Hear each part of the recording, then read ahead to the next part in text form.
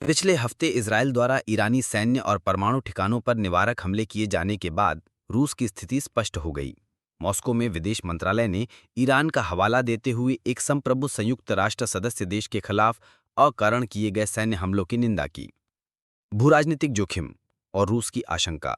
Washington post की report के अनुसार इजरायल और ईरान के बीच चल रहे इस संघर्ष के कारण मध्य पूर्व में रूस के संभावित भू राजनीतिक नुकसान की आशंका बढ़ रही है।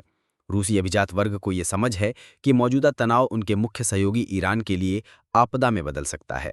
रूसी सांसद कॉन्स्टेंटिन जातुलिन ने स्वीकार किया कि स्थिति मॉस्को के लिए खतरनाक दिशा में विकसित हो रही है। ये संघर्ष इजरायल द्वारा ईरान के परमाणु प्रतिष्ठानों पर बड़े पैमाने पर बमबारी और उसके सैन्य कमांडरों की हत्या के साथ शुरू हुआ।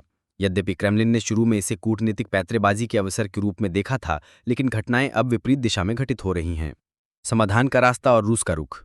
रूसी विश्लेषक कॉन्स्टेंटिन मालोफेव ने कहा, केवल पुतिन और ट्रंप के बीच एक शिखर सम्मेलन ही दुनिया को आपदा से बचा सकता है। अमेरिकियों के लिए यूक्रेन को हमारे पास छोड़ने का समय आ गया है। इस विशेषज्ञ ने सुझाव दिया कि रूस ईरान के साथ अपने लंबे समय से चले आ रहे संबंधों का उपयोग करके अमेरिका से रियायतों के बदले में ईरान को परमाणु समझौते की बातचीत में वापस ला सकता है। सबसे बड़ा खतरा यह है कि संकट का कोई भी समाधान इस क्षेत्र में रूस की स्थिति को जोखिम में डालता है। यदि नेतन्याहू ईरान में शासन परिवर्तन ला सकते हैं तो नई सरकार मॉस्को के लिए उतनी अनुकूल नहीं होगी जितनी कि वर्तमान ईरानी शासन है। भले ही शासन सामना कर ले, लेकिन मध्य पूर्व में परमाणु हथियारों की दौड़ शुरू हो जाएगी, जो रूस के हित में नहीं है। रूसी टीवी हस्ती सरगेई मदन ने नवीनतम मध्य पूर्व संकट के बढ़ने के बाद टिप्पणी की, यहां रूस की जीत की कल्पना करना मुश्किल है। सीरिया में पदों को खोने के पृष्ठभूमि में ईरान की हार और भी बड़ा झटका होगी। बेशक रूस को ईरान के साथ दोस्ती करनी चाहिए, क्योंकि राजनीति और जीवन में सब कुछ बहुत सरल है। यदि आपका कोई दुश्मन है और आपके दुश्मन के पास साझेदार और सहयोगी हैं, तो उसके साझेदार और सहयोगी स्वतः ही आपके दुश्मन बन जाते हैं।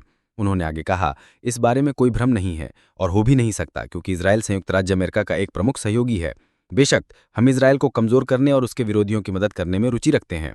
हमलों की बढ़ती तीव्रता। मंगलवार पिछले सप्ताह को ईरान के और हमलों की खबरों के बीच तेल अवीव के खितिज पर सायरन की आवाजें सुनाई दे सकती थीं और धुआं उठता हुआ देखा जा सकता था। एसोसिएटेड प्रेस के अनुसार ये तब हुआ जब इजरायल ईरान के सैन्य और परमाणु कार्यक्रम पर अपने आश्चर्यजनक हमले के 5 दिन बाद भी हवाई अभियान का विस्तार करता हुआ दिखाई दे रहा था। अमेरिकी राष्ट्रपति डोनाल्ड ट्रंप ने शहर के निवासियों को खाली करने की चेतावनी देते हुए एक अशुभ संदेश पोस्ट किया था। ईरान ने इजरायल पर 370 से अधिक मिसाइल हैं और सैकड़ों ड्रोन दागे हैं।